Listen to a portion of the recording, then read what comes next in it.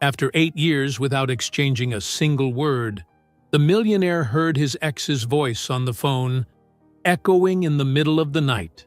While masked vandals tried to break into her family's pharmacy, when he dropped everything and ran to protect her, her figure appeared at the top of the stairs, shocked and incredulous, staring at the man who had once abandoned her. But before we dive into the full story, let me know where you're watching from and what time it is. Now, subscribe to the channel and let's get started.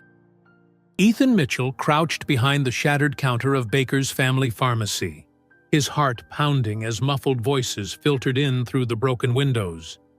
He clenched his jaw, eyes scanning the dimly lit room for anything he could use to defend himself. Glass crunched outside, followed by the low murmur of vagrants emboldened by the stillness of the midnight streets. The air smelled faintly of antiseptic and damp wood, remnants of a bygone era that clung to this place like a stubborn memory. A thud jolted him. He peeked over the counter and caught a flicker of movement, a gloved hand smearing fresh paint across the pharmacy's once pristine sign. Ethan's breath hitched as he ducked back down. He hadn't returned to Millbrook for this. When he heard the first pane of glass shatter, his instinct was to run, to let the local authorities handle it. But this wasn't just any building. This was Naomi's family legacy, the last remaining piece of her father's life's work, and Ethan couldn't stand by while it was reduced to rubble. Another thud echoed, this time closer. Ethan scanned the shelves around him. His fingers closed around a metal canister, heavy and dented, and he steadied his breath. He couldn't risk waking Naomi, who was upstairs. Not like this. Not after 8 years of silence. The sound of splintering wood snapped his focus to the front door. A figure in a black hoodie leaned into the frame, forcing it open with brute strength. Ethan clenched the canister tighter, muscles coiled, ready to act. "Hey, hurry up!" a voice hissed from outside. "We don't have all night," another barked. The hooded figure stepped inside, a flashlight sweeping across the dusty counters and toppled shelves. Ethan stayed low, shifting his weight quietly as the beam passed inches above his head. He counted 3 sets of footsteps outside. Maybe 4. Too many. His pulse quickened, but he didn't move. A creak on the stairs froze him. "Who's there?" Naomi's voice, groggy but sharp, cut through the room. Ethan's stomach dropped. The flashlight turned, and the hooded figure jerked toward the sound. Without thinking, Ethan sprang up, flinging the canister with all his strength. It struck the intruder's arm with a dull thud, and the flashlight clattered to the ground, spinning wildly. The figure cursed, clutching his arm, and staggered back toward the door. "Naomi, stay upstairs!" Ethan shouted, his voice gravelly with urgency. But Naomi didn't listen. Barefoot and clad in a simple nightgown, she descended the stairs, her expression shifting from confusion to shock as she saw Ethan. "Ethan!" she gasped, her voice a mix of disbelief and anger. The front door banged open again, and 2 more figures burst inside. Chaos erupted. Ethan ducked as a wooden plank swung inches from his head, shattering a display case behind him. Naomi darted to the side, grabbing a heavy glass jar from a shelf and hurling it with surprising force. It struck one of the intruders in the chest, knocking him off balance. "Stay back!" Naomi's voice was fierce now, her fear eclipsed by a fire Ethan hadn't seen in years. From the back entrance, a new figure emerged, a wiry old man wielding a cane like a sword. "Get out of here!" Mr. Hargrove bellowed, slamming the cane against the floor. The intruders hesitated, clearly not expecting resistance. One of them made a break for the door, but Ethan lunged, grabbing the man's arm and yanking him back.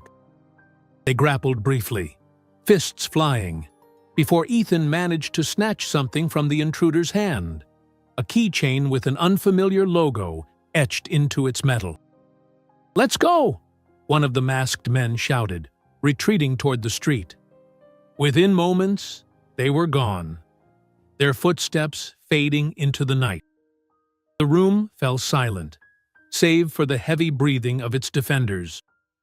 Broken glass crunched underfoot as Ethan stood, clutching the keychain and wincing at the pain radiating from his shoulder. Naomi stared at him, her chest heaving, her expression unreadable. "What are you doing here?" she finally demanded, her voice laced with disbelief and simmering anger. Ethan opened his mouth, but no words came. How could he explain? The weight of 8 years pressed on him like a tidal wave, but before he could gather his thoughts, Naomi shook her head. "Forget it," she muttered, brushing past him to survey the damage. Mr. Hargrove approached, leaning heavily on his cane. "You're lucky I heard the commotion," he said, his tone gruff but not unkind. "This town's got problems, and they're only getting worse." Ethan nodded, his grip tightening on the keychain.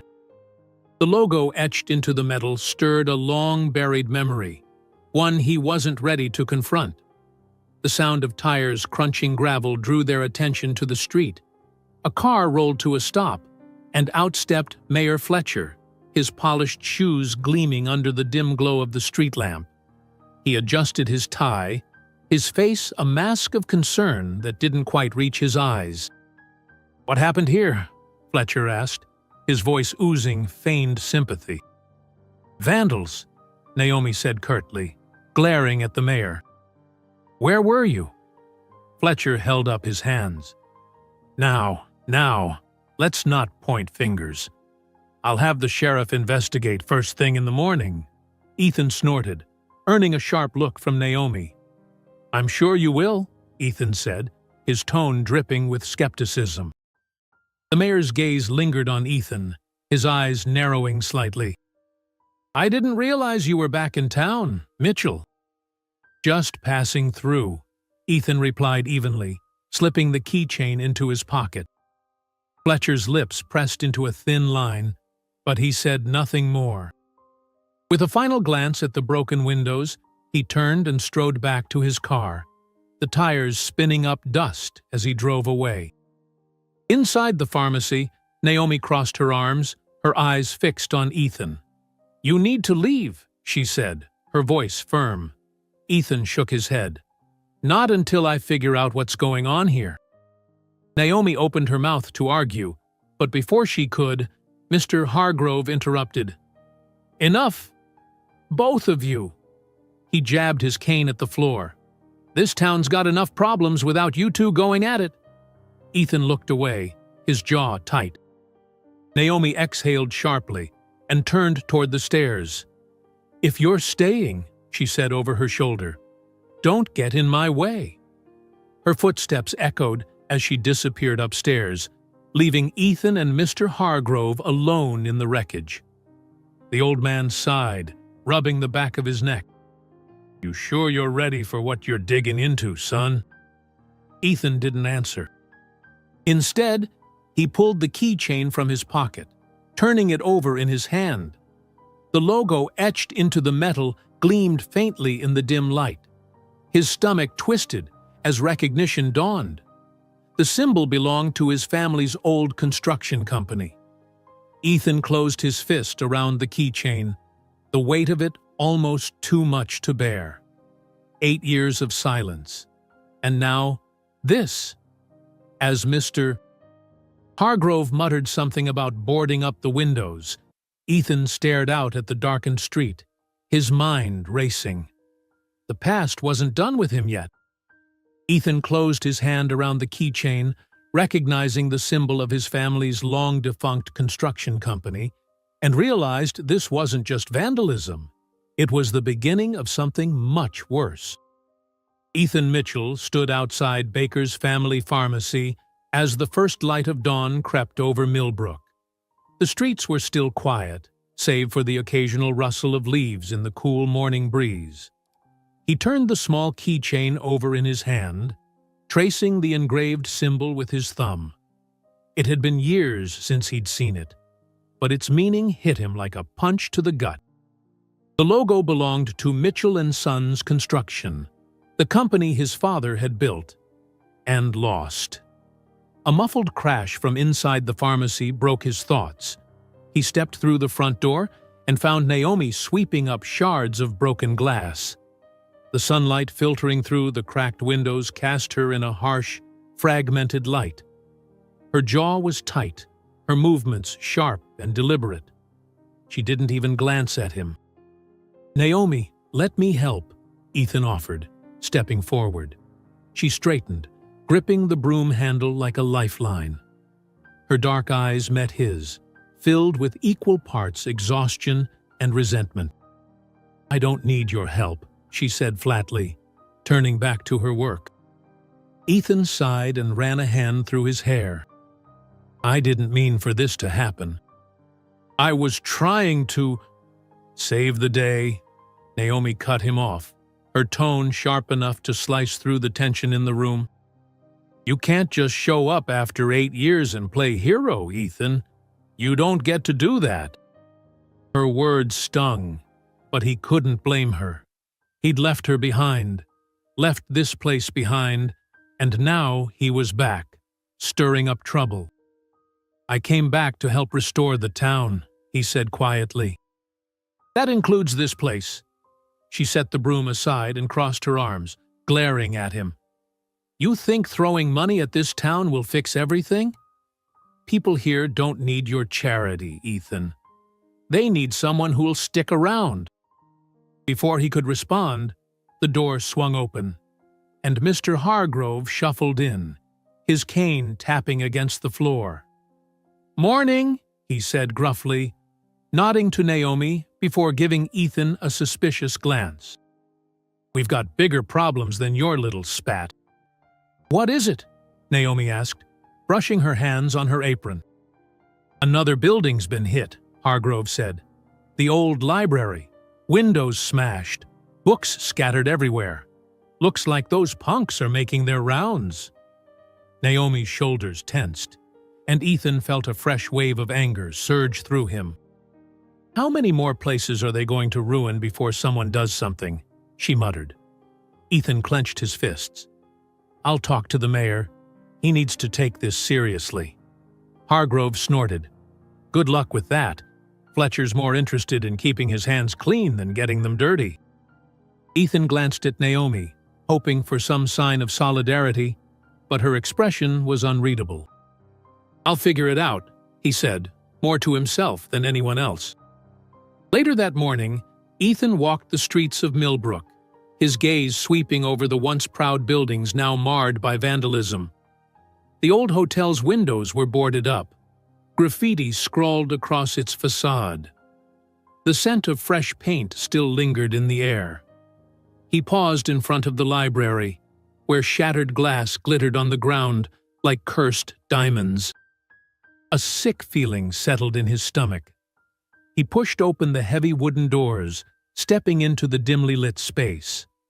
Inside, books lay scattered across the floor, their spines cracked and pages torn. The silence felt oppressive, broken only by the faint creak of the floorboards beneath his feet. "What are you doing here?" a voice called from behind him. Ethan turned to see Naomi standing in the doorway, her arms crossed. She had changed into a simple blouse and jeans, but the fatigue in her eyes remained. "I wanted to see it for myself," he said. "This isn't random. Someone's targeting these buildings." Naomi stepped inside, her gaze sweeping the destruction. "They're going after the town's history," she said softly. "And you think you can stop them?" "I have to try," Ethan said, his voice firm. He hesitated, then added, "I found something last night. The keychain. It has my family's old construction logo on it." Naomi's head snapped toward him, her eyes narrowing. "Are you saying your family is involved in this?" "I don't know," he admitted, "but I need to find out." She studied him for a moment, then sighed. "If you're serious about this, you need to start with Fletcher. He's the one who's supposed to be protecting these buildings, but all he does is make excuses." Ethan nodded, grateful for even a sliver of her trust. "I'll talk to him." Mayor Fletcher was waiting for him on the steps of City Hall. A polished smile plastered across his face. "Ethan Mitchell," he said, spreading his arms. "Back in town and already making waves." "This isn't a social visit," Ethan said, his tone clipped. "I want to know what you're doing about the vandalism." Fletcher's smile faltered. "We're investigating," he said smoothly. "The sheriff is looking into it." "Looking into it," Ethan scoffed. "That's not enough. These aren't random kids causing trouble. This is organized." Fletcher's eyes narrowed slightly. "And what makes you so sure of that?" Ethan reached into his pocket and pulled out the keychain, holding it up for the mayor to see. "Recognize this." The mayor's gaze flickered to the keychain, then back to Ethan's face. "Can't say I do." Ethan didn't believe him. "This belongs to Mitchell & Sons Construction," he said. "Someone's using my family's name to do this, and I want to know why." Fletcher's expression hardened. "Be careful, Ethan," he said, his voice low.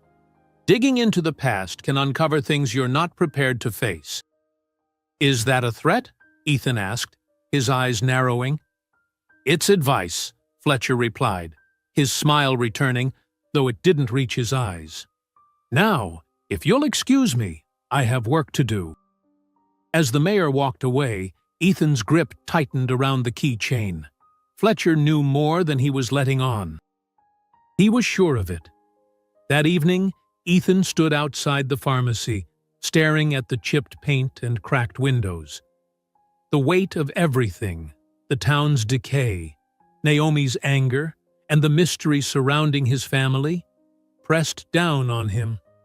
He felt someone watching him and turned to see Naomi standing in the doorway. "Did you find anything?" she asked, her voice cautious. "Not yet," Ethan admitted. "But I'm not giving up." Naomi nodded, her expression softening slightly. "Good. Because if you're back for real this time, you'd better be ready to fight for this town." Before Ethan could respond, a loud crash echoed down the street. They turned toward the sound, their hearts racing.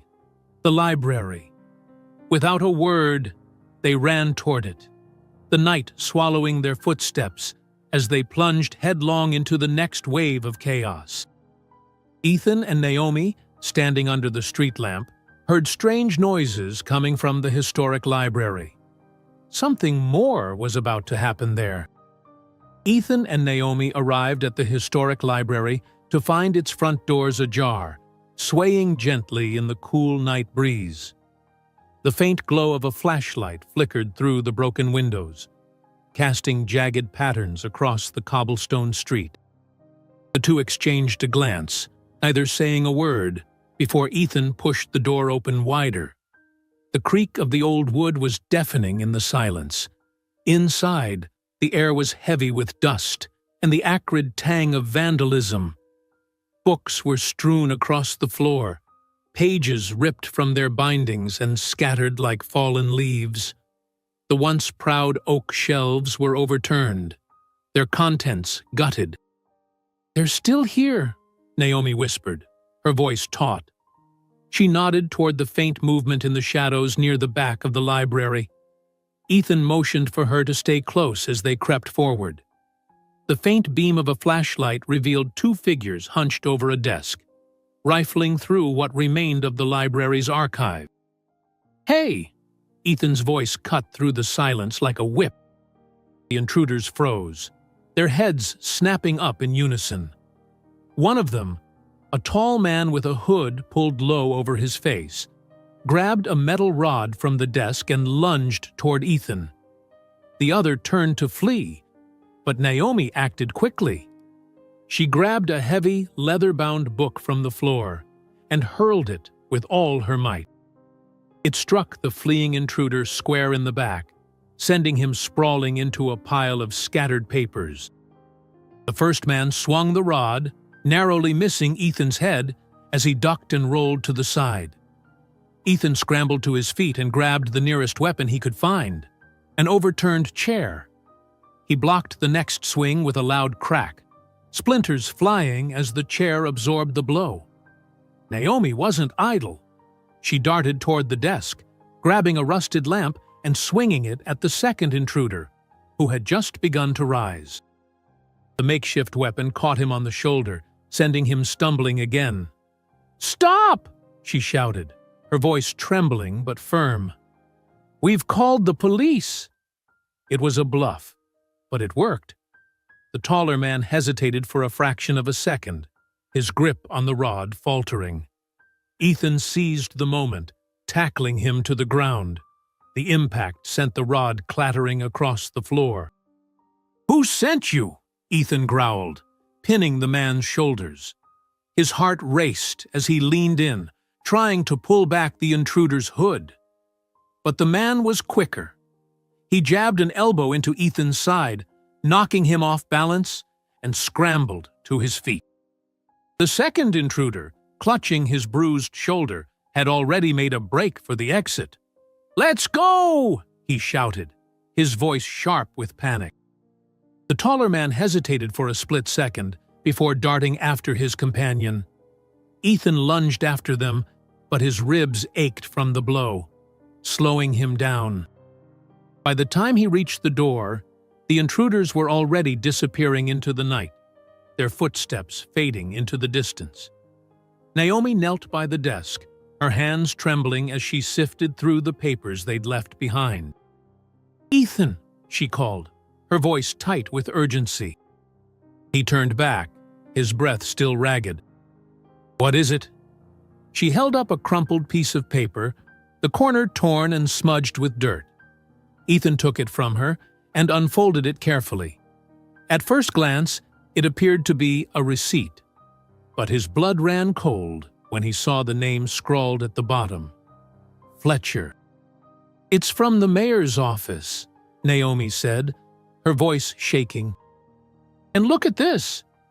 She pointed to a faint stamp on the bottom corner, a logo that matched the one on the keychain Ethan had found.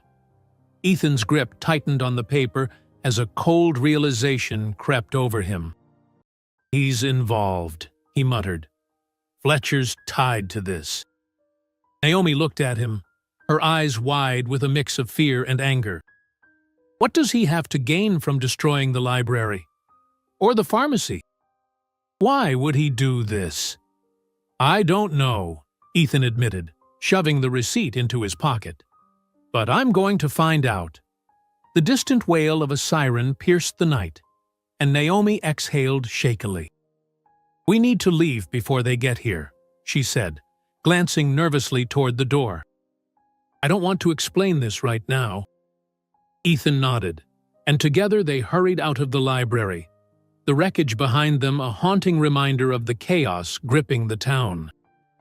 As they walked back toward the pharmacy, the streets of Millbrook seemed eerily quiet, the silence pressing down on them like a physical weight.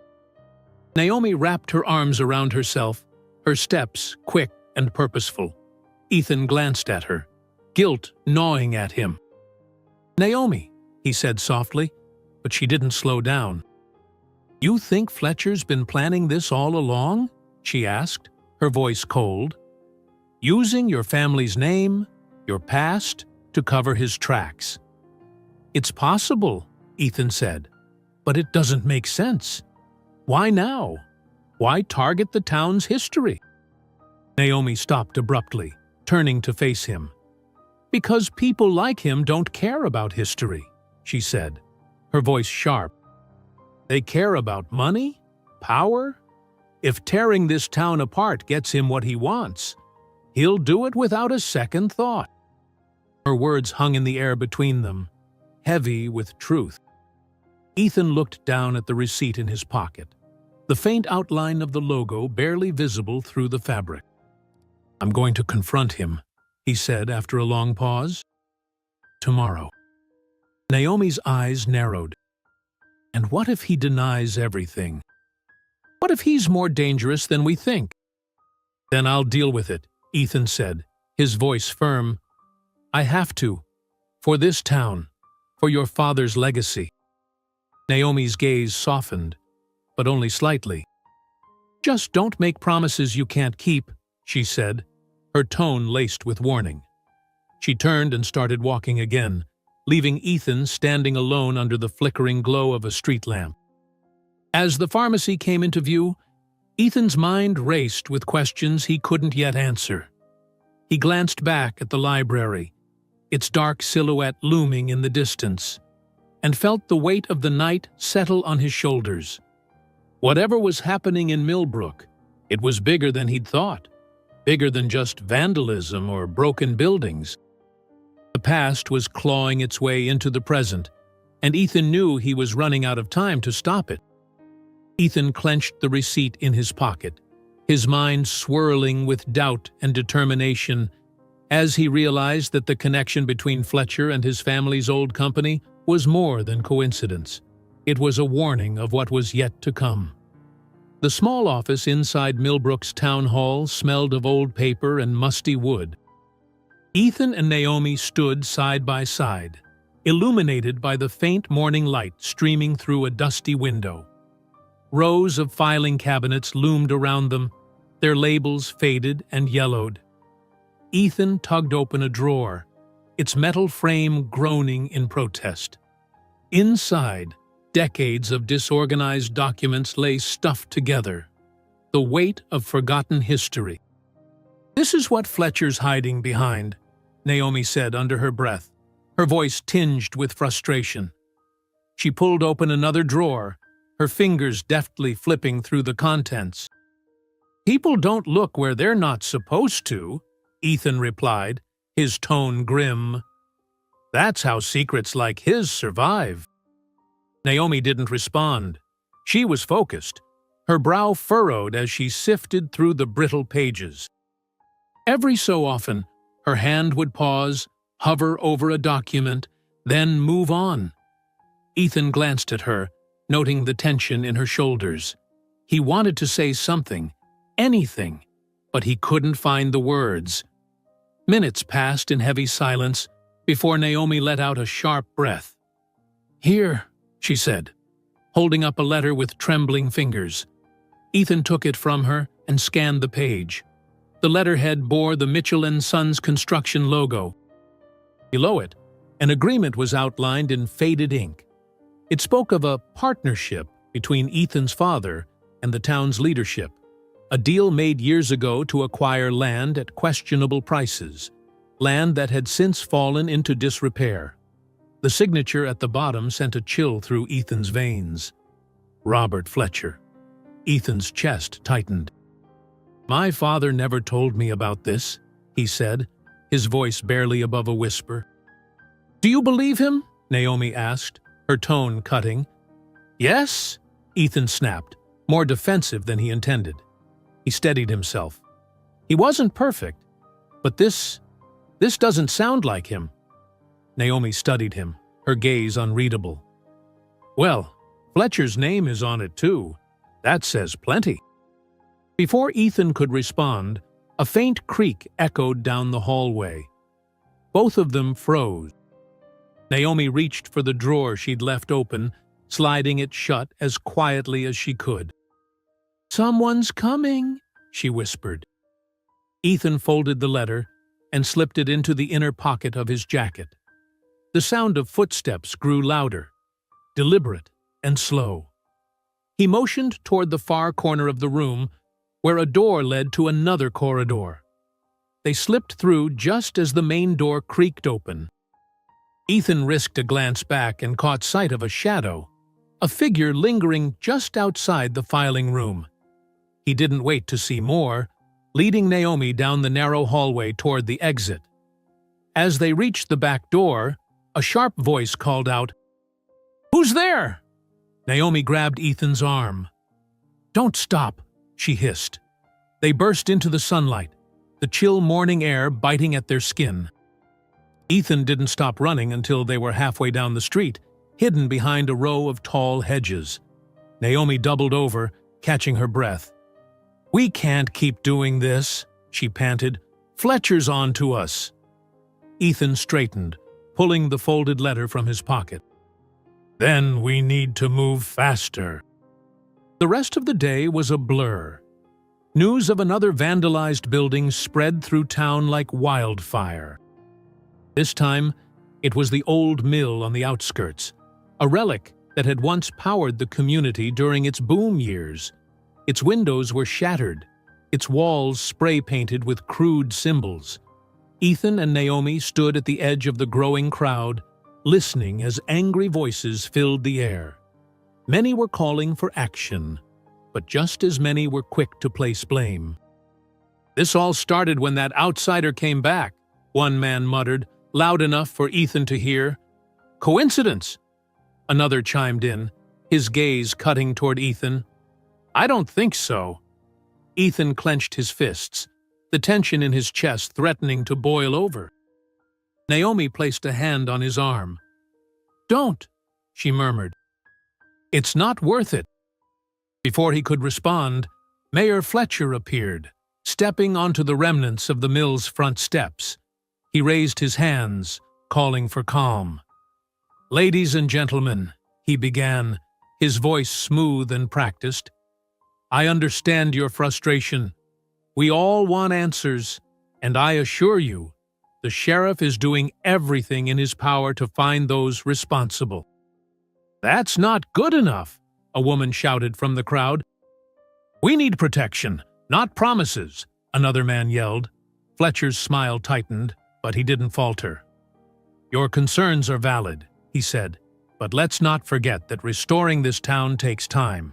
Together, we can—" "Spare us the speech," Naomi interrupted, stepping forward.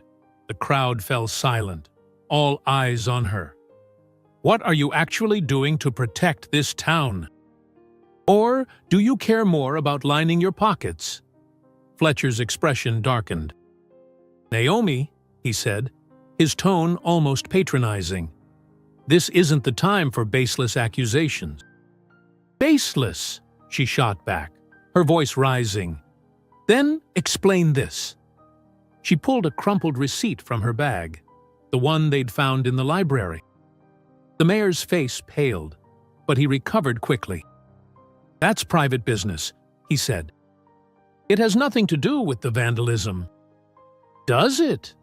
Ethan stepped forward, the letter still burning in his pocket. He didn't pull it out. Yet. He wanted to see how far Fletcher would go to deny the obvious. Fletcher's gaze flickered between them, the cracks in his facade becoming more apparent. "This isn't the place to air personal grievances," he said, his voice sharper now. "If you have something to discuss, my office is always open." Ethan took a step closer, his voice low but firm. "We will soon." The mayor didn't respond.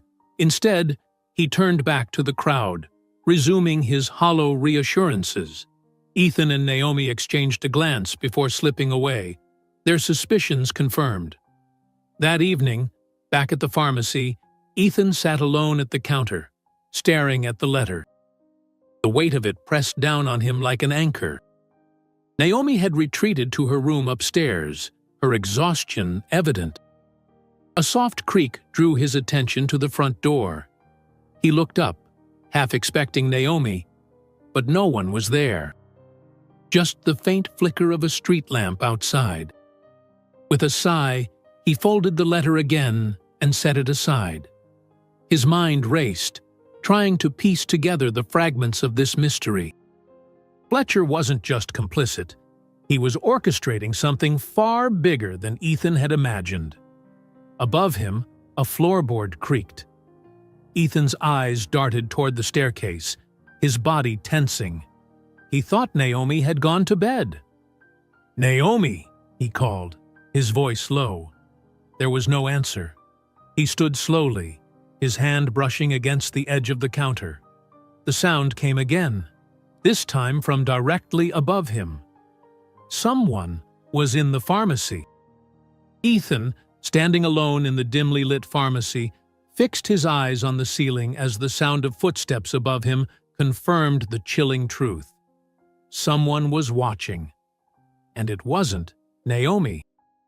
Ethan sat on the floor of the pharmacy, the pale morning light filtering through the cracked windows. He held the letter tightly in his hands, its edges crumpled from a restless night of rereading the damning words. The quiet creaks of the old building surrounded him, a haunting reminder of the secrets buried within its walls. Above, the sound of footsteps descending the stairs drew his attention. Naomi appeared, her face puffy from sleep but her expression sharp as ever. She paused halfway down, her gaze landing on Ethan slumped against the counter. "Still here?" she said flatly, crossing her arms. Ethan looked up, his eyes heavy with exhaustion. "I need to explain." "You've been trying to explain since you got here," Naomi said, descending the rest of the way. She stepped into the room and leaned against the counter, her arms still crossed. "Maybe it's time to try the truth instead." He took a deep breath, setting the letter aside. 8 years ago, he began, his voice low, "when everything with the company fell apart, I didn't know how to handle it. The shame, the guilt, it felt like too much. My father's legacy crumbled, and I thought I'd ruin everything else if I stayed." "You didn't stay to find out," Naomi said coldly, her eyes narrowing. "I know," Ethan admitted. "I was scared. Scared I couldn't give you the life you deserved. Scared I'd fail you the way I failed my father." Her lips pressed into a thin line, her anger momentarily tempered by his words. "So, you left," she said softly, though the bitterness lingered. "Without a word. Without letting me decide what I wanted." "I was a coward," Ethan said, meeting her gaze. "And I've regretted it every day since." Naomi studied him for a long moment, the silence stretching between them like a fragile thread. Finally, she pushed off the counter and turned away, her hands trembling at her sides. Before either of them could speak again, a sharp knock echoed through the pharmacy. Ethan tensed, his mind flashing back to the previous night's intruder. Naomi moved toward the door, but he stopped her. "I'll get it," he said, his voice firm. When he opened the door, Mr. Hargrove stood on the other side, his weathered face set in a grim expression. "We've got trouble," the old carpenter said, stepping inside. "What happened?" Naomi asked, joining them. "The old theater," Hargrove said, shaking his head. "They got it last night. Windows smashed, stage torn apart. It's worse than anything we've seen so far." Ethan's jaw tightened.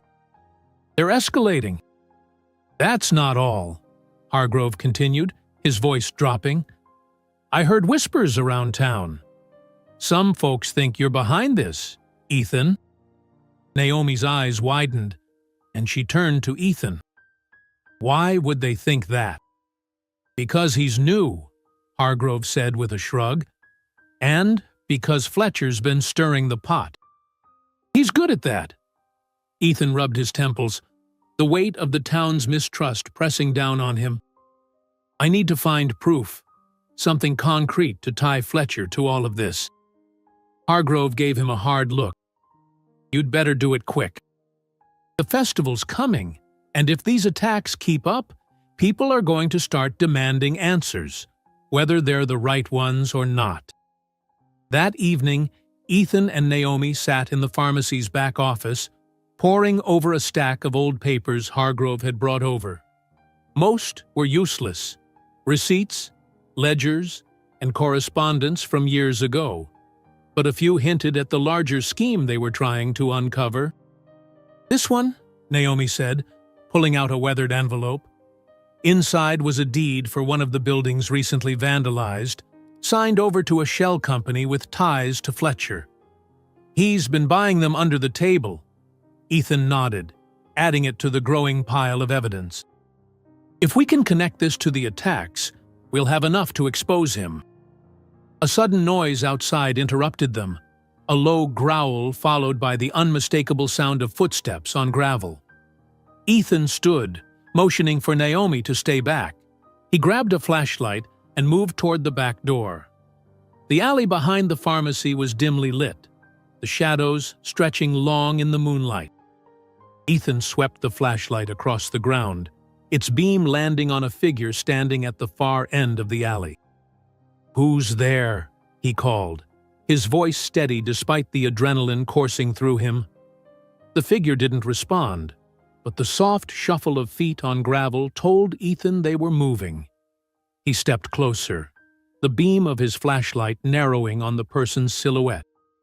Suddenly, the figure bolted, disappearing around the corner. Ethan hesitated only a moment before giving chase, the flashlight bouncing wildly in his grip.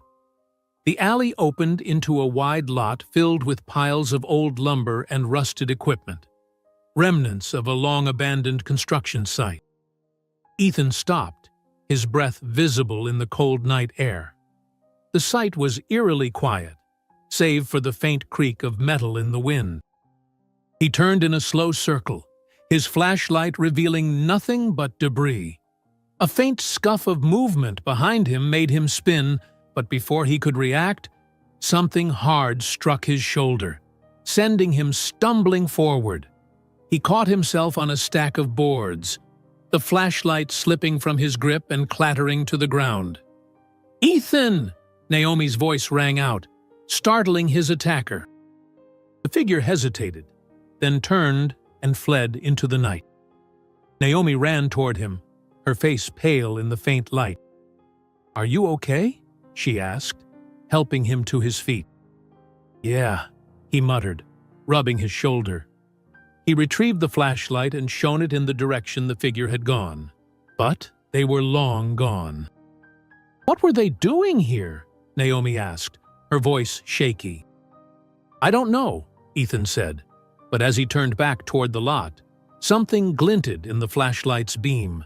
He knelt, brushing aside the dirt, to reveal a small emblem etched into the corner of a rusted piece of metal. It was the same logo as the keychain, and the letter. Back at the pharmacy, Ethan examined the piece of metal under the flickering office lamp. The logo was unmistakable. This site had once belonged to his family's company. Naomi watched him, her arms crossed tightly. "It's all connected," she said. "Your father, Fletcher, these attacks. They're not just trying to destroy the town's history. They're trying to bury something." Ethan nodded, his mind racing. "And we're going to dig it up." As they worked late into the night, Ethan couldn't shake the feeling that they were being watched. The creaks and groans of the old building felt more menacing than usual, and every shadow seemed to hold a threat. But he pushed the fear aside. They were closer to the truth now, and nothing, not Fletcher, not the town's distrust, not even the ghosts of his family's past, was going to stop him. As Ethan rounded the corner of the pharmacy's office, a faint tap on the window made him freeze. He turned slowly, the hair on the back of his neck standing on end, as he realized someone, or something, was outside, waiting. The night felt heavier as Ethan and Naomi made their way to the outskirts of town, where the abandoned warehouse loomed like a hulking shadow. The air smelled of damp earth and rust, and the faint sound of crickets was the only accompaniment to their hurried footsteps. "Are you sure about this?" Naomi asked, her voice barely above a whisper. "No," Ethan admitted, gripping the flashlight tightly. "But if there are answers, They'll be here. The warehouse came into view, its metal siding warped and faded with age. A single light flickered weakly above the entrance, casting uneven shadows across the cracked pavement. Ethan stopped short, scanning the area for any sign of movement. "Looks quiet," he said. "Too quiet," Naomi replied, crossing her arms against the chill. Ethan nodded and approached the door, his heart thudding in his chest.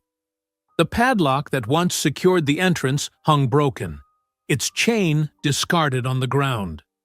He pushed the door open, the groan of rusty hinges echoing in the vast, empty space. Inside, the warehouse was a maze of old equipment, wooden pallets, and stacks of crumbling boxes. The air was thick with the smell of mildew and decay, and the faint drip of water from somewhere unseen added to the oppressive atmosphere.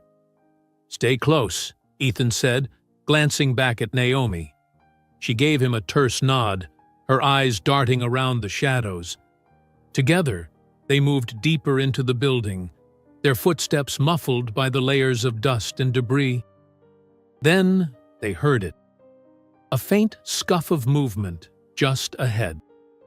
Ethan froze, holding up a hand to stop Naomi. He switched off the flashlight, plunging them into near darkness, and strained his ears. The sound came again, this time accompanied by the low murmur of voices. "Someone's here," he whispered. Naomi leaned closer. "What do we do?" Ethan didn't answer. Instead, he crept forward, using the stacks of boxes for cover. Naomi followed, her breath coming in shallow bursts. As they rounded a corner, the faint glow of a lantern illuminated a small clearing in the center of the warehouse. 3 figures stood around a makeshift table, their faces obscured by shadows. One of them was tall and broad-shouldered, his posture exuding authority. The other 2 were leaner, their movements jittery as they sorted through papers and small objects scattered across the table. Ethan felt Naomi's hand on his arm. She gestured toward the far side of the clearing, where a stack of wooden crates offered better cover. He nodded, and they moved in unison, careful to stay silent. From their new vantage point, the tall man's face came into view.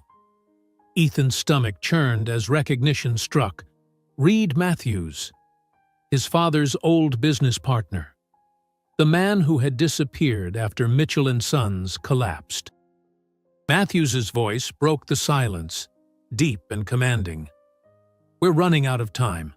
The festival is in 2 days, and Fletcher's getting nervous." "Let him sweat," one of the others replied, his voice thin and nasally. "He doesn't get to back out now." Ethan's grip tightened on the edge of the crate. He wanted to burst out, confront Matthews, demand answers, but Naomi's hand on his arm kept him grounded. "We've got the council in our pocket," Matthews continued. "Once the festival's over, the deal is sealed. The historical district is ours." "And the pharmacy?" the other man asked. "Burn it if we have to," Matthews said coldly. "No one's stopping this." Naomi let out a quiet gasp, and Ethan turned to her, his expression grim. Before he could speak, the crate they were leaning against shifted, the wood creaking loudly in the still air. All 3 men turned toward the sound. "Who's there?" Matthews barked, his hand moving to his side, where a glint of metal caught the lantern light. Ethan grabbed Naomi's hand and pulled her back as the men approached. They darted between the stacks of boxes, their hearts racing as Matthews's voice rang out behind them. "Find them!" Footsteps thundered through the warehouse, accompanied by the clatter of crates being overturned. Ethan led Naomi toward the far wall, where a rusted staircase spiraled upward. "Go!" he urged, giving her a push. Naomi climbed quickly, the metal groaning under their weight. Ethan followed, glancing back to see one of the men closing in. He kicked a loose step, sending it crashing down, and the man stumbled back with a curse. At the top, they found themselves on a narrow catwalk overlooking the warehouse floor. Ethan scanned the area, spotting an old office at the far end. "Over there," he said, pulling Naomi along.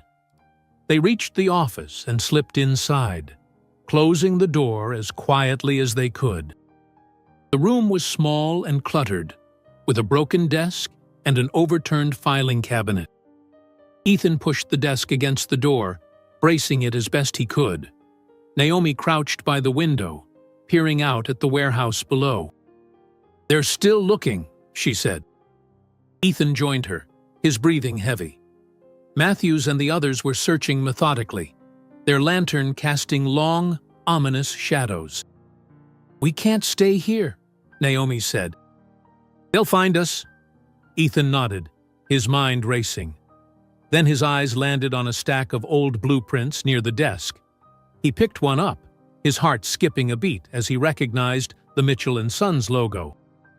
"These are plans for the historical district," he said, flipping through the pages. "They've been mapping out every building they want to destroy." Naomi grabbed one of the blueprints, her eyes scanning the detailed notes. "They're planning to replace everything with modern developments," she said. "No wonder Fletcher's involved. He'll make a fortune off this." A loud bang on the office door made them jump. Matthews's voice followed, low and menacing. "You've got nowhere to go, Mitchell. Come out and make this easy." Ethan's jaw tightened. He grabbed the blueprints and stuffed them into his jacket. "We're not giving up," he said to Naomi. "We're getting out of here." "How?" she asked, her voice trembling. He looked toward the window. "We jump." Naomi's eyes widened, but she didn't argue. Together, they opened the window, the cold night air rushing in. The ground below was littered with debris, but it was their only option. "Go!" Ethan said, helping her climb out. Naomi hesitated, then jumped, landing with a grunt but quickly scrambling to her feet. Ethan followed, his legs buckling slightly on impact. "Over there!" Matthews shouted, his men rushing toward the window. Ethan grabbed Naomi's hand, and they sprinted toward the tree line at the edge of the property. The sound of angry voices and pounding footsteps followed them, but they didn't look back. As they disappeared into the woods, Ethan's mind raced. They had the blueprints, but Matthews and Fletcher wouldn't stop until they were silenced. As they reached the safety of the trees, Ethan clutched the stolen blueprints tightly and turned to Naomi, his voice steady but resolute. "They think they're winning, but now we have something they don't. Proof." The morning sunlight crept into the pharmacy, casting long shadows across the cluttered counter where Ethan sat, the stolen blueprints spread out before him. His hands rested on the edges of the papers, tracing the lines and notes scrawled across them. Every detail was damning, a map of destruction, plans to erase Millbrook's history and replace it with sterile, modern developments. Fletcher and Matthews had been methodical, ruthless, and untouchable until now. Naomi stood by the window, her arms crossed, staring out at the quiet street. She hadn't spoken much since they'd escaped the warehouse, her silence heavy with a mix of exhaustion and determination. Finally, she turned to face him. "What do we do now?" she asked, her voice soft but steady. Ethan looked up, meeting her gaze. "We take this to the town," he said. "They need to see the truth." "And then what?" Naomi pressed. "Do you really think they'll believe us?" "Fletcher's been manipulating them for years." Ethan leaned back in his chair, running a hand through his hair. "We don't have a choice," he said. "This is bigger than just us. If we don't act now, they'll destroy everything." Naomi sighed, her shoulders sagging slightly. "And if they turn on us?" "Then we fight harder," Ethan said firmly. We've come this far. We can't back down now." Before Naomi could respond, the sound of heavy boots on the pharmacy's porch made them both freeze. Ethan's heart leapt into his throat as he grabbed the blueprints and shoved them into a drawer. Naomi moved quickly to the door, peering through the small window. "It's Hargrove," she said, relief washing over her face. She opened the door, and the old carpenter stepped inside, his expression grim. "You two all right?" Hargrove asked, his voice rough but concerned. "We're fine," Ethan said. "What's going on?" Hargrove rubbed the back of his neck, his gaze shifting between them. "Word's spreading fast about what happened at the warehouse," he said. "People are talking, and not in a good way. Fletcher's spinning the story, saying you're the ones stirring up trouble." Naomi clenched her fists. "Of course he is." Hargrove nodded. "And with the festival just a day away, tensions are high. Folks are scared, angry. Some of them are starting to wonder if maybe Fletcher's right." Ethan felt a surge of frustration, but he forced himself to stay calm. "We have proof," he said, gesturing to the drawer. "The blueprints, the letter, everything we need to expose him." "Proof's only as good as the people who believe it," Hargrove said. "You need to be careful. Fletcher's got a lot of folks in his pocket." Naomi stepped closer, her voice sharp. "What about you, Hargrove? Are you with us?" The old man's eyes softened, and he gave her a small nod. "Always," he said. "Your daddy was a good man, Naomi. He'd want me to help." Ethan's resolve hardened. "Then let's make this count." The rest of the day was a blur of preparation. Ethan and Naomi worked tirelessly, gathering their evidence and planning how to present it at the festival. Hargrove stayed close, offering advice and a steady presence. As evening fell, the three of them sat in the back office, the tension palpable. Ethan spread the blueprints across the desk once more, pointing to the key sections. "This shows their entire plan," he said. "Which buildings they've already targeted, which ones are next, and Fletcher's name is all over it." Naomi nodded, her brow furrowed. "But we need more than just facts. We need the town to feel what's at stake." Hargrove tapped a finger on the desk. "Stories," he said. "People connect to stories. Talk about what these buildings mean, what they represent. Make it personal." Ethan glanced at Naomi, and she gave him a small smile. "Your father believed in this place," he said. "In its history, its future. That's what we need to remind them." Naomi's smile faded, replaced by a quiet determination.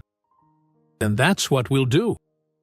The next morning, the town square buzzed with activity as vendors set up their booths and decorations were hung in preparation for the festival. Ethan and Naomi stood near the pharmacy, watching as people moved about, their expressions a mix of excitement and unease. "You ready?" Naomi asked, her voice steady despite the anxiety in her eyes.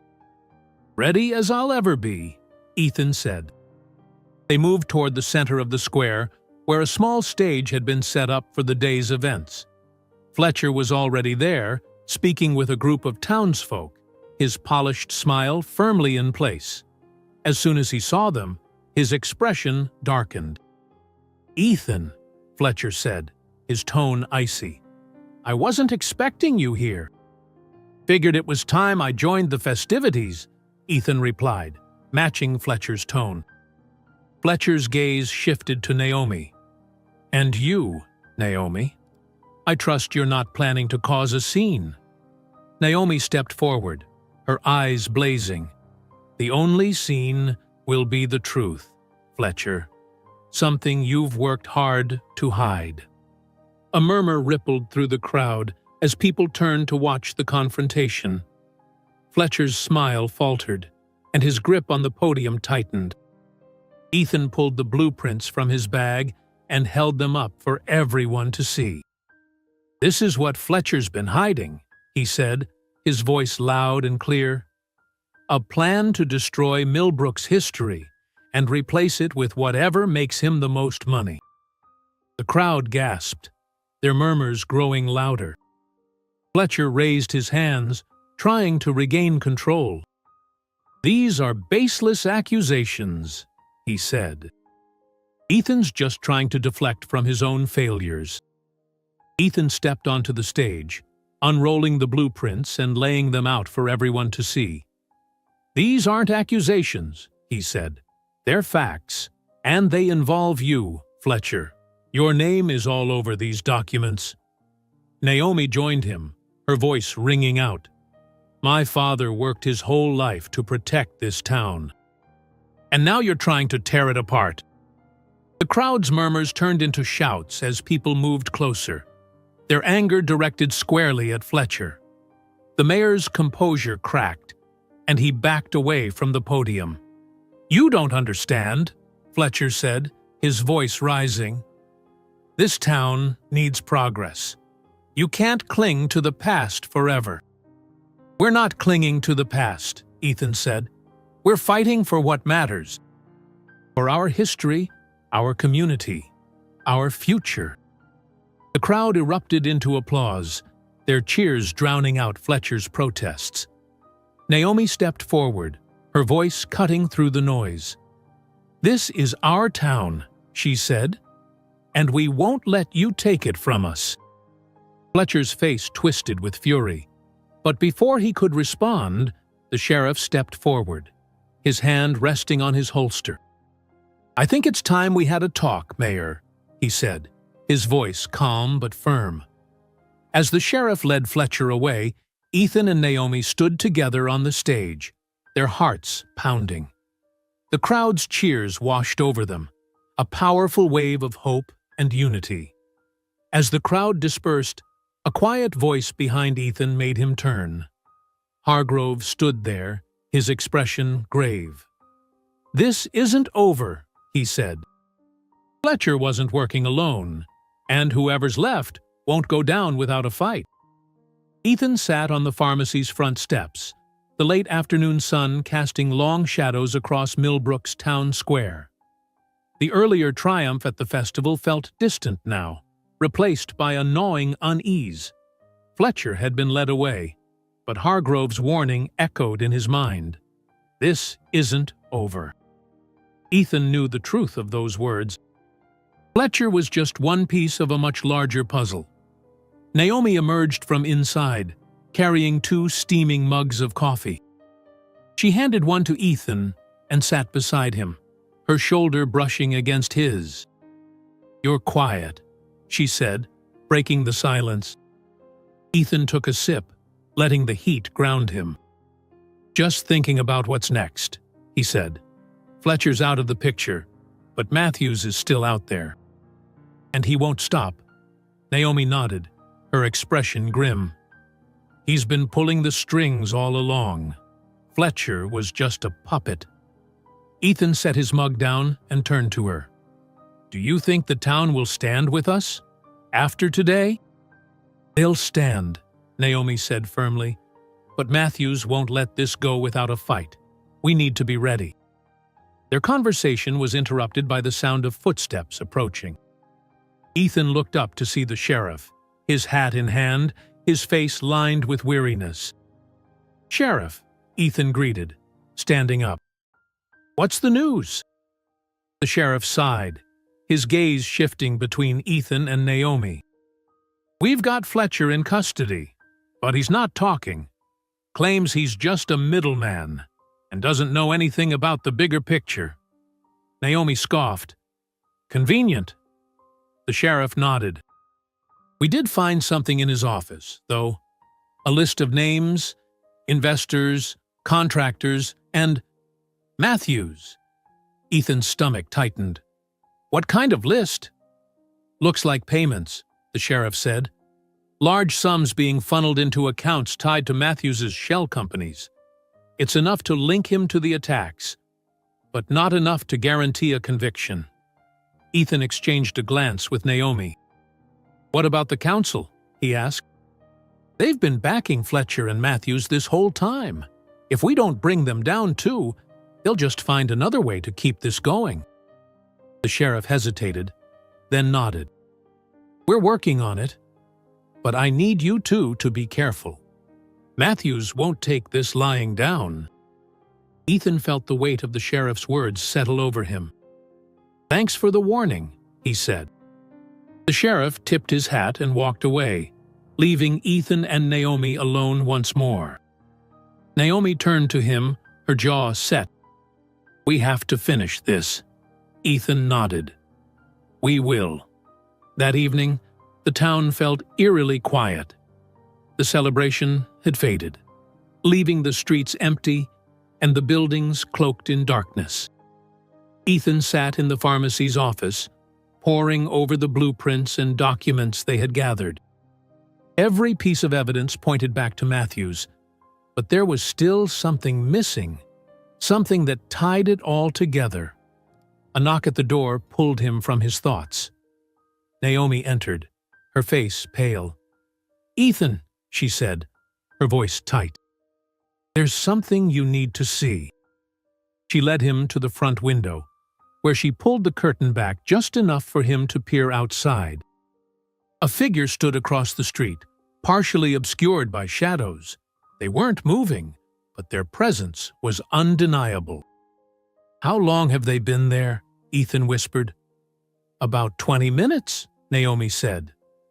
"I didn't want to wake you until I was sure." Ethan frowned. "They're watching us." Naomi nodded. "What do we do?" Ethan thought for a moment, then turned to her. "Stay inside. Lock the doors." "I'll handle this." Naomi grabbed his arm.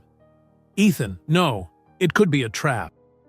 "Maybe," he said, "but we can't ignore it.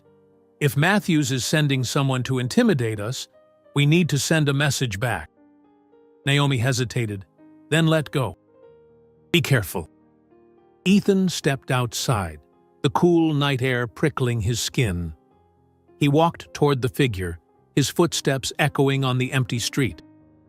As he got closer, the figure stepped into the light, a man in his 40s, his face gaunt and his eyes hollow. "You're Ethan Mitchell," the man said, his voice rough. Ethan stopped a few feet away. "Who's asking?" The man glanced over his shoulder, as if expecting someone to appear. "I used to work for Matthews," he said. "I know what he's planning." Ethan's heart raced. "Why are you telling me this?" "Because he's going to destroy this town," the man said, his voice trembling. "And I can't be part of it anymore." "What do you mean?" Ethan pressed. "What's his plan?" The man hesitated, his eyes darting to the shadows. "The festival. He's going to use it as a distraction. While everyone's celebrating, his men will hit the last few buildings. The pharmacy, the church, the library, everything that ties this town to its history." Ethan's blood ran cold. "Why tell me this now?" "Because if you don't stop him, no one will," the man said. He shoved a crumpled piece of paper into Ethan's hand. "This has everything you need. Names, locations, times. But you have to move fast." Before Ethan could respond, the man turned and disappeared into the night, leaving him alone in the street. Back inside the pharmacy, Ethan spread the paper across the counter. Naomi leaned over his shoulder, her eyes scanning the hastily scribbled notes. "This is it," she said. "This is how we stop him." Ethan nodded, his mind racing. "We need to get this to the sheriff. If we can get ahead of Matthews, we can protect the town." Naomi placed a hand on his arm, her grip firm. "We don't just need to protect the town. We need to take him down for good." Ethan met her gaze, the determination in her eyes mirroring his own. "Then let's finish this." As Ethan folded the incriminating notes, the distant sound of breaking glass echoed through the night, a chilling reminder that Matthews's plans were already in motion. "He's starting," Ethan said, his voice low, "and we're out of time." The day of the festival had arrived, and the town square of Millbrook was alive with activity. Lanterns hung from every tree, their warm glow reflecting off the colorful banners that crisscrossed above the bustling crowd. Music from a small band filled the air, mingling with the scent of fried food and freshly baked pies. Children ran between the booths, their laughter piercing through the hum of conversation. Ethan stood at the edge of the square, his shoulders tense as he scanned the crowd. The list of Matthews's plans weighed heavy in his pocket, and the warning from the night before echoed in his mind. Matthews was out there, and time was running out. Naomi approached, her expression a mix of determination and concern. She carried a small leather bag slung over her shoulder, its weight shifting with every step. "The sheriff's ready," she said quietly. "He has men posted at the library and the church." Ethan nodded. "Good, but the pharmacy's still a target." Naomi's jaw tightened.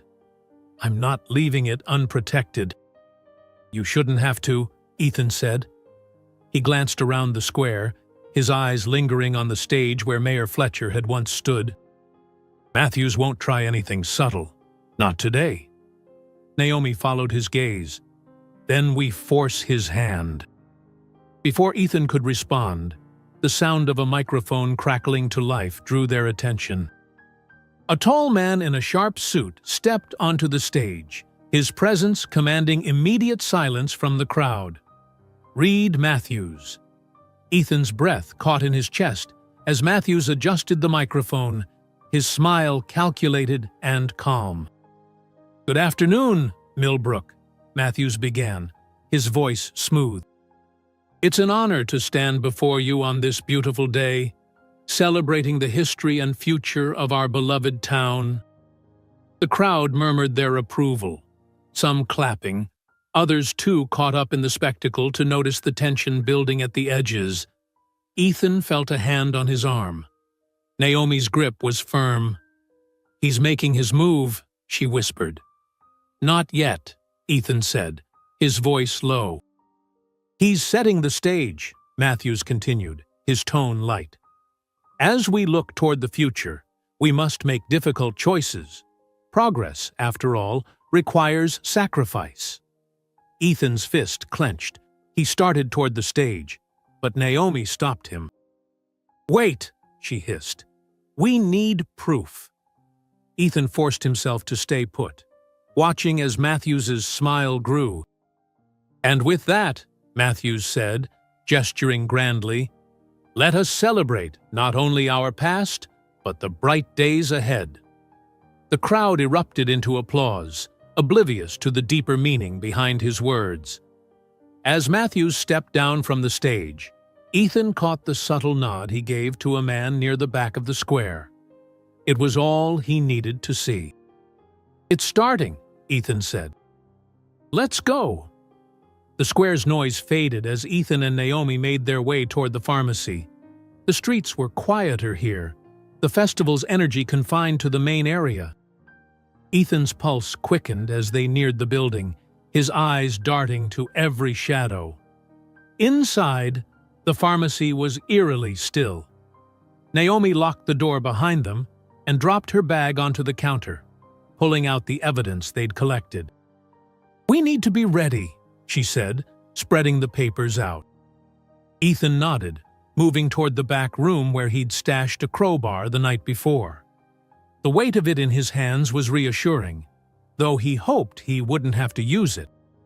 The sound of shattering glass made them both freeze. Naomi's eyes widened. "The back window!" Ethan motioned for her to stay behind him as he moved toward the sound, the crowbar gripped tightly in his hand. He rounded the corner just in time to see a masked figure climbing through the broken window, their movements quick and practiced. "Hey!" Ethan shouted, rushing forward. The intruder turned, startled, and raised a metal rod in defense. Ethan swung the crowbar, narrowly missing the man's arm, and forced him back toward the window.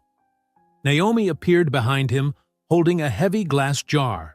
Without hesitation, she hurled it at the intruder, the jar shattering against the wall inches from his head. The man hesitated, then scrambled back out the window and disappeared into the night. Breathing heavily, Ethan turned to Naomi. "You okay?" She nodded, her face pale but resolute. "They're testing us." Ethan moved to the window, peering out into the alley. The faint sound of footsteps receding into the distance told him the man wouldn't be coming back anytime soon. Naomi joined him, her voice steady despite the tremor in her hand. "This isn't over. Matthews will send more." "Let him," Ethan said, his grip on the crowbar tightening. "We'll be ready." As the night deepened, the festival's music grew louder, the square now packed with townsfolk enjoying the celebration. But for Ethan and Naomi, the pharmacy had become a fortress, its lights dimmed, its doors and windows reinforced as best they could. The sheriff arrived shortly after the first attack, his face grim. "We caught one of Matthew's men at the library," he said. "He was carrying accelerant. Looks like they were planning to torch it." Naomi's eyes flashed with anger. "And the others?" "Still out there," the sheriff said. "But we'll find them." Ethan pulled the list of Matthew's plans from his pocket, handing it to the sheriff. "This is what they're after," he said. "If we can stop them tonight, we can end this." The sheriff studied the paper, then nodded. "I'll station more men here," he said. "Matthews won't touch this place." As the sheriff left to coordinate his deputies, Naomi leaned against the counter, exhaustion etched into her features. "Do you think we're winning?" she asked softly. Ethan joined her, his voice steady. "I think we're finally making them afraid." Naomi managed a faint smile, but it didn't reach her eyes. "Good."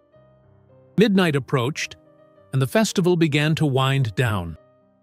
The music faded, and the square slowly emptied, the townsfolk returning to their homes with tired smiles. But the tension in the pharmacy only grew. Ethan paced the floor, the crowbar still in his hand. Naomi sat at the counter, her eyes fixed on the door. The sheriff's men stood guard outside, their silhouettes visible through the windows. And then it came, the distant roar of engines. Ethan froze, his heart pounding as the sound grew louder. Naomi stood, her voice low. "They're here!" Ethan turned toward the door, the weight of the crowbar heavy in his hand, as the sound of vehicles screeched to a halt outside. "This is it," he said, his voice steady. "They're coming for everything." The sound of tires screeching to a halt outside the pharmacy sent a chill through the air. Ethan stood by the counter, his grip tightening on the crowbar as the rumble of engines died away.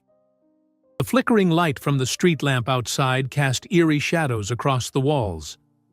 Naomi joined him, her breath steady, but her eyes sharp with determination. "They're here," she said, her voice low. Ethan nodded, his jaw clenched. "Stay behind me." From outside came the sound of car doors slamming, followed by muffled voices. Ethan moved to the window, peering through a crack in the curtains. Several men stood in the street, their faces hidden by masks, their postures tense. At the center of the group was Reed Matthews, his expression cold and calculated as he barked orders. Ethan stepped back, his heart pounding. "It's Matthews," he said. Naomi's fists clenched at her sides. "What's the plan?" "We hold them off until the sheriff gets here," Ethan said. "And if they try to force their way in—" He hefted the crowbar, the weight reassuring in his hand. "We don't let them." A sudden crash at the back of the building made them both jump. Naomi grabbed a heavy wrench from the counter, her knuckles white. "They're not waiting," she said. Ethan moved toward the sound, his steps deliberate. "Stay close," he told her. The back door shuddered under the weight of repeated blows, the wood splintering with each hit. Ethan raised the crowbar, his muscles coiled, ready to strike.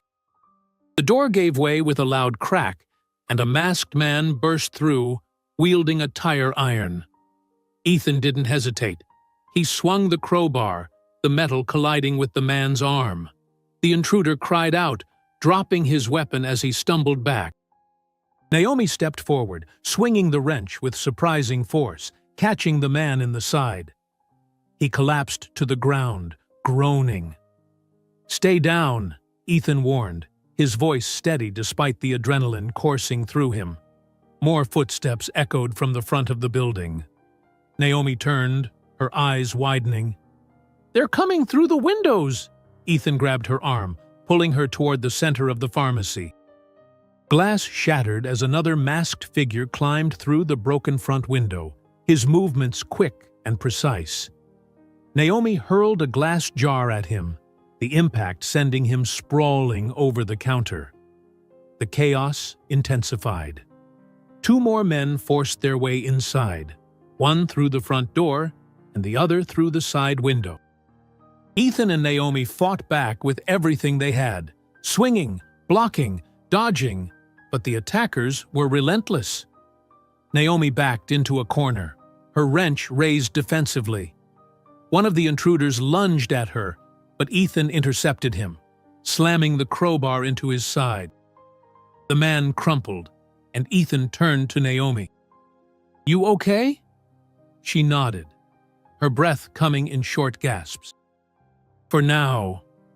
The sound of sirens in the distance brought a brief moment of hope.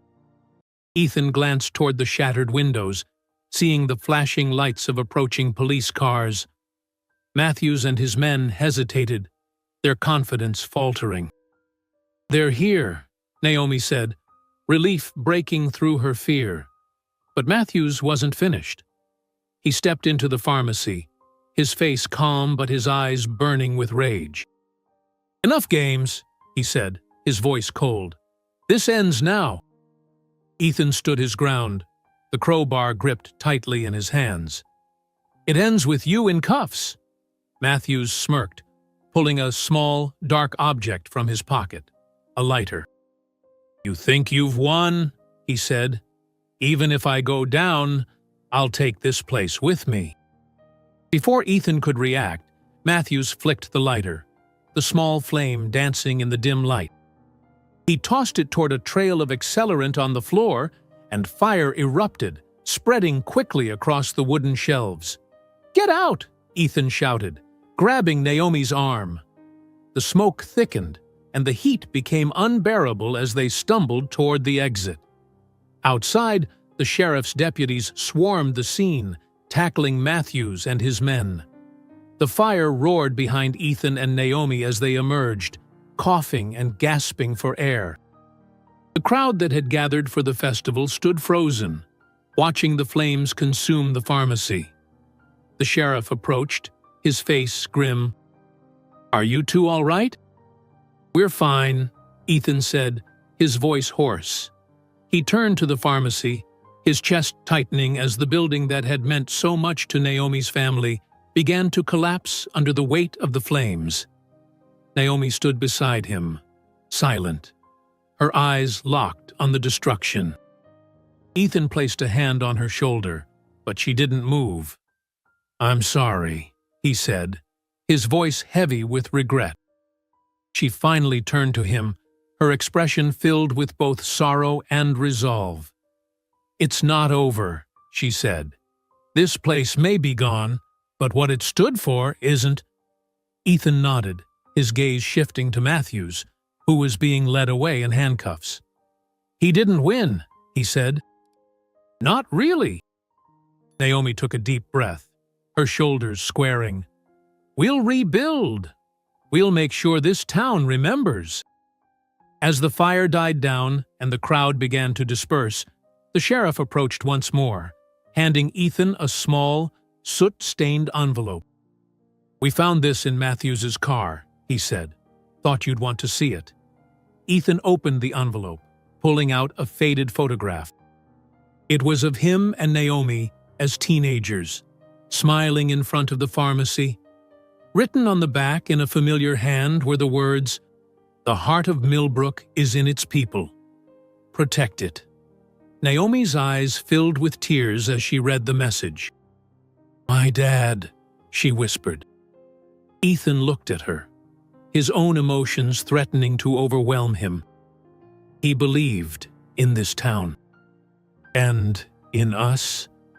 Naomi met his gaze, a small, determined smile breaking through her grief. "Then we won't let him down." As the first light of dawn broke over the smoldering ruins, Ethan turned to Naomi, his voice steady with resolve. "This isn't the end. It's the beginning." If you enjoyed this story, don't miss the next one. Just click on the screen